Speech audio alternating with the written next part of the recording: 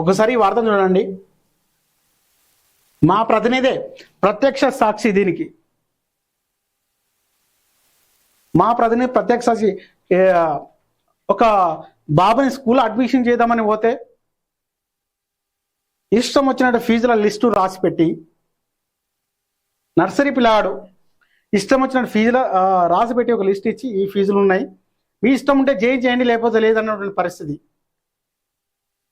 ఆయన కళ్ళ ముందే చాలా మంది పేరెంట్స్, తల్లిదండ్రులు, మధ్యతరగతి వాళ్ళని చాలా వరకు బతిమిలాడుతున్నటువంటి పరిస్థితి యాజమాన్యాలను.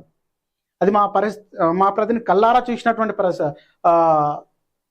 సంఘటన. అది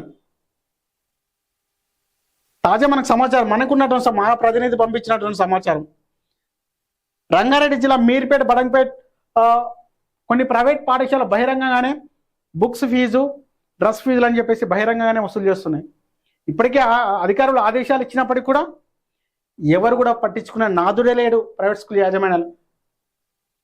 అధికారులు ఆదేశించినప్పుడు కూడా ప్రైవేట్ స్కూల్ యాజమాన్యాలు పట్టించుకోవడం లేదంటే దాని వెనకాల ఉన్నది ఎవరు?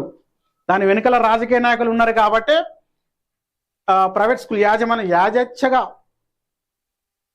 స్కూల్స్ నడుపుతా ఉన్నారు. ప్రతినిధి రంగారెడ్డి జిల్లా డిఓకి ఎన్నిసార్లు ఫోన్ చేసినా కానీ ఫోన్ కాల్ లిఫ్ట్ చేయడం లేదు. ప్రస్తుత ప్రభుత్వ పనితీరు ఇలా ఉంది. ఇప్పటికైనా కఠినమైన ఆదేశాలు ఇచ్చి ప్రైవేట్ పాఠశాలలను గాడిలో పెట్టాల్సిన ప్రభుత్వం మీద ఉంది. మా ప్రతినిధి అక్కడే నిలబడి డిఓకు దాదాపు 10 times కాల్ చేసినట్ట, ఒక్కసారి కూడా ఫోన్ కాల్ లిఫ్ట్ చేసినటువంటి పరిస్థితి లేదు. ఈ యొక్క వాస్తవ పరిస్థితిని అక్కడ కాంప్లైంట్ చేద్దామన్నట్టు 10 సార్లు కాల్ చేసినా కానీ ఒక్కసారి ఆ ఫోన్ లిఫ్ట్ చేసినటువంటి పరిస్థితి లేదు. తెలంగాణ మొత్తం కూడా అన్ని జిల్లాల్లో ఇదే పరిస్థితి. ఒక్కసారి గవర్నమెంట్ ఇప్పటికి కూడా కళ్ళు తెరిచి ఈ యొక్క ఫీజుల నియంత్రణ కానీ ప్రభుత్వ యాజమాన్యాల మీద కఠిన చర్యలు తీసుకోకపోతే రాజకీయ నాయకులందరూ కూడా, మంత్రులు కానీ, ఎమ్మెల్యేలు కానీ, తర్వాత ఎవరైతే ఉన్నతాధికారులు ఎవరైతే ఉన్నారో వాళ్ళందరూ కూడా వెంటనే మీటింగ్ అరేంజ్ చేసుకొని క్యాబినెట్ మీటింగ్లో మంత్రులు చర్చించి, ఇప్పటికి విద్యాశాఖ మంత్రిని డిక్లేర్ చేయలేండి తెలంగాణ రాష్ట్ర ప్రభుత్వం. స్కూల్స్ ఓపెన్ అయినాయి, ఏ స్కూల్ ఏ సమస్య ఉంది, ఏ స్కూల్ ఏ బుక్స్ వచ్చినాయి, విద్యాశాఖ మంత్రిని డిక్లేర్ చేయలేకపోయింది ఇప్పటికి ప్రభుత్వం. 6 నెలలకు వస్తుంది. విద్యాశాఖ మంత్రి లేకపోతే విద్యార్థుల సమస్యలు ఎవరికి చెప్పుకోవాలి? ఎవరికి చెప్పుకోవాలి విద్యార్థుల సమస్యలు?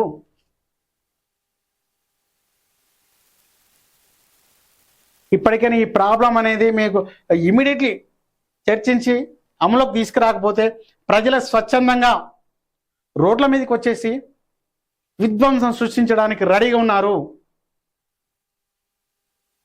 ప్రజలారా, మీకు ఎక్కడన్నా అన్యాయం జరిగితే ఎస్టార్ మీడియా వేదికగా మీ తరపు నుండి మేం మాట్లాడుతాం. గవర్నమెంట్ మెడల్ వంచి మన ప్రాబ్లమ్స్ మనం సాల్వ్ చేసుకుందాం. ఒక్కసారి మీకు ఇక్కడ అన్యాయం జరిగితే స్క్రోలింగ్లో కనపడుతున్నటువంటి నెంబర్ కాల్ చేసి మీ యొక్క ప్రాబ్లం చెప్తే మేము వెంటనే అక్కడికి వచ్చేసి మీ యొక్క ప్రాబ్లం తెలుసుకుని ఆ సమస్యకు పరిష్కారం చూపే విధంగా మా ఛానల్లో వినిపిస్తాం, చూపిస్తాం పక్కా ఆధారాలతోటి. తెలంగాణ రాష్ట్రంలో ఉన్న ప్రైవేట్ స్కూళ్ళలో ఉన్నటువంటి అన్ని స్కూళ్ళ యాజమాన్యాల భాగోతం కానీ, వాళ్ళు వసూలు చేస్తున్న ఫీజులు కానీ అన్ని ఆధారాలు మా దగ్గర ఉన్నాయి.